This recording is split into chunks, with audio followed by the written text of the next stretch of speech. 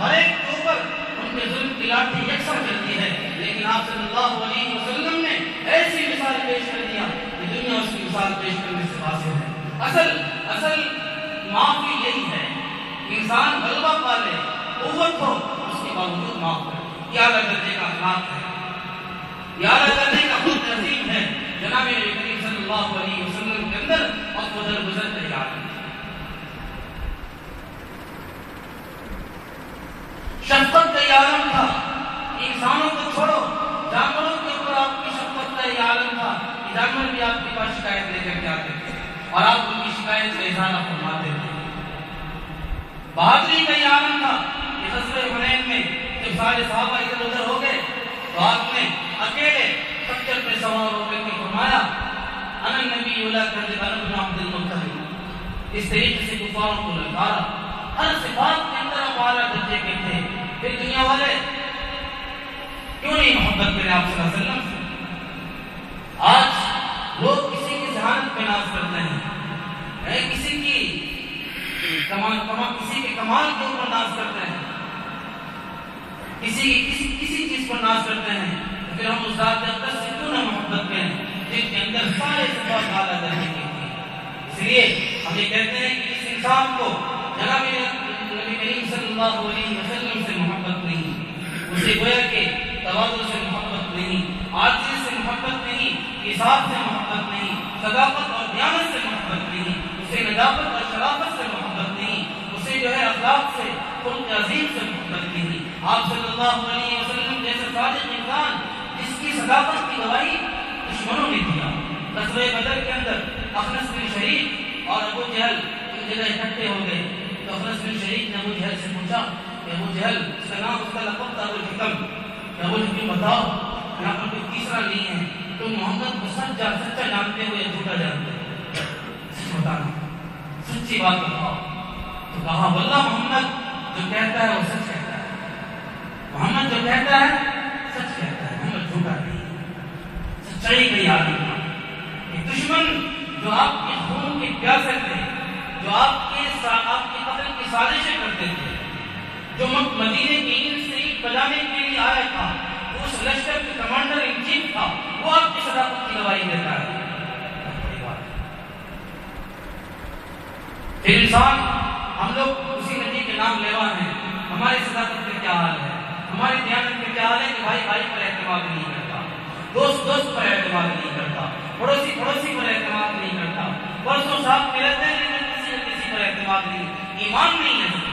اللہ ایمان اللہ، جس کے اندر ایمان نہیں ہوگا اس کے اندر دیانت نہیں ہوگی، اس کے اندر اظہار نہیں ہوگا، اس کے اندر خیانت ہوگی۔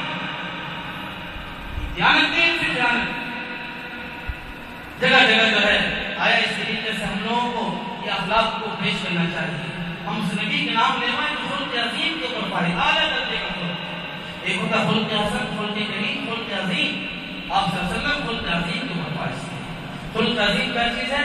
سلمن قطع کا، جو آپ سے توڑے آپ اسے جوڑیے، واعف عمن ظلم کا، جو آپ پر ظلم کرے آپ اسے معاف کر دیجیے، قدرت کے باوجود معاف کر دیجیے، یہ اصل معاف کرنا ہوگا۔ اور واحسن الی ما اساء الیک، جو آپ کا بدخواہ ہو آپ اس کے لیے خیرخواہ ہو جائیں۔ اللہ تبارک و تعالیٰ سب کو عمل کرنے کی توفیق عطا فرمائے۔ آپ کے اخلاق کو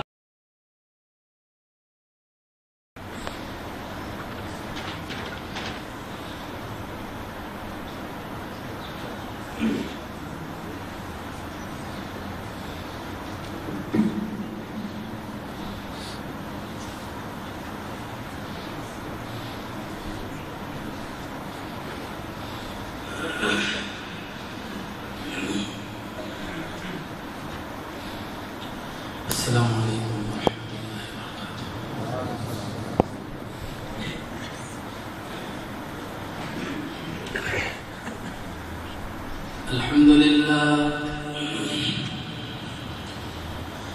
الحمد لله نحمده ونستعينه ونستغفره ونؤمن به ونتوكل عليه ونعوذ بالله من شرور أنفسنا ومن سيئات أعمالنا من يهده الله فلا مضل له ومن يضلله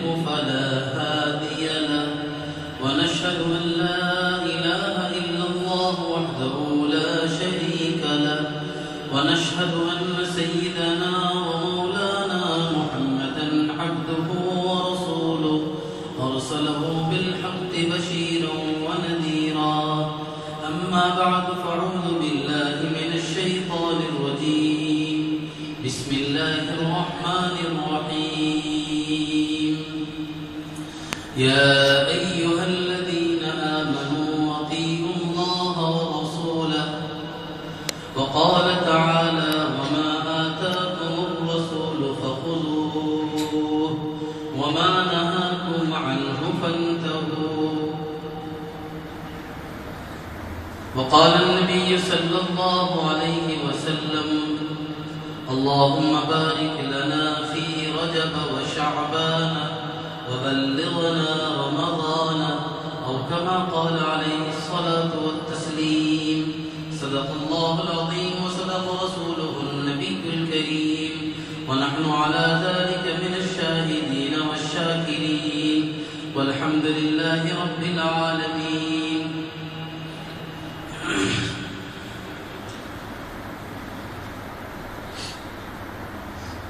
معزز سامعین کرام، محترم بزرگوں اور دوستوں،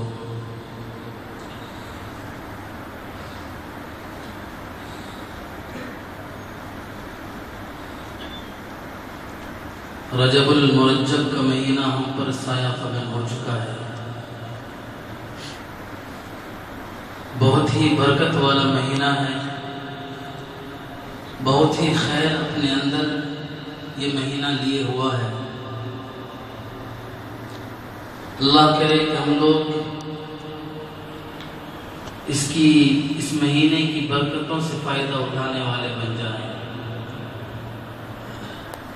کیونکہ اللہ کے رسول صلی اللہ علیہ وسلم نے جب رجب المرجب کا چاند دیکھا تو ایک تو چاند دیکھنے کی دعا ہوتی ہے اللہم اہلہ بالیمن والایمان والسلامت والاسلام ربی وربک اللہ. جو چاند دیکھنے کی دعا ہے وہ دعا ہر مہینے کے چاند دیکھنے کے ٹائم میں پڑھنا سنت ہے. وہ دعا تو آپ نے پڑھی ہی. اس کے بعد آپ صلی اللہ علیہ وسلم نے ایک دعا اور پڑھی.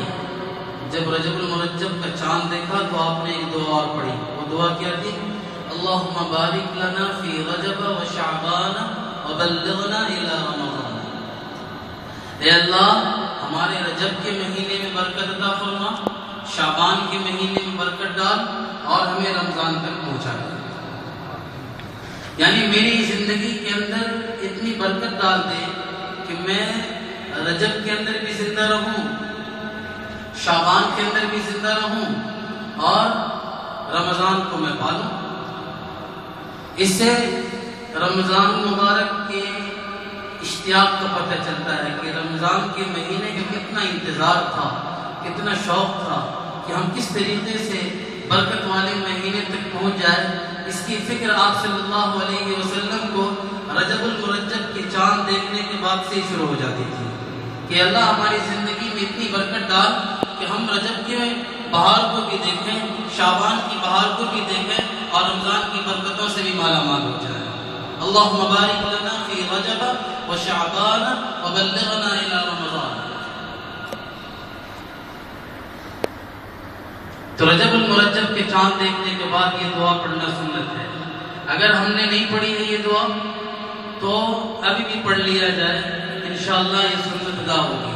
پڑھ لیجیے اللہم بارک لنا فی رجب وشعبان وبلغنا الی رمضان.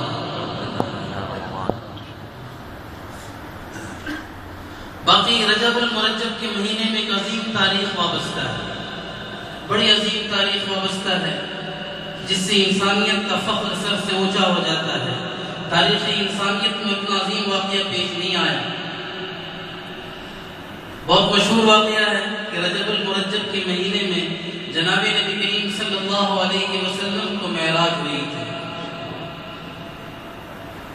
27 رجب کے بارے میں مشہور ہے کہ 27ویں رجب کی 27ویں شب کو آپ صلی اللہ علیہ وسلم کو معراج کی دولت نصیب ہوئی، اللہ کا قرب نصیب ہوا، اللہ پاک نے عرش پہ بلایا، اللہ پاک ہم کلام ہوئے، نمازوں کا تحفہ ملا، آپس میں کلام سلام ہوا.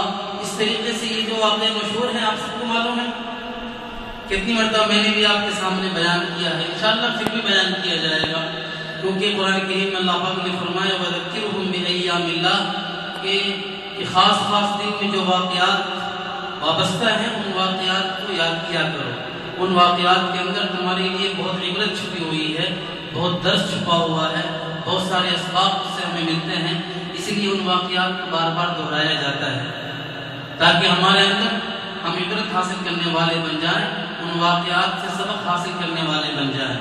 تو یہ واقعات تو میں کسی اور ہفتے بیان کروں گا انشاءاللہ، بالتفصیل آپ کے سامنے شروع سے لے کر اخیر تک کہ معراج کا پس منظر کیا تھا، کس پس منظر میں معراج کا واقعہ پیش آیا، پھر معراج کی کیا صورت تھی، کس طریقے سے آپ صلی اللہ علیہ وسلم کے کیفیات کیا تھی، پھر اس سے ملنے جلنے والے جو اسباب ہیں ان کے متعلق بھی آپ کے سامنے بات آئے گی۔ ابھی فی الوقت میں آپ کے سامنے رجب کے مہینے کے بارے میں جو چند چیزیں جس کی کوئی اصل نہیں ہے، جو ہمارے اندر بہت زیادہ رائج ہو گئی ہیں، اس کے بارے میں آپ کے سامنے چند باتیں پیش کرتا ہوں۔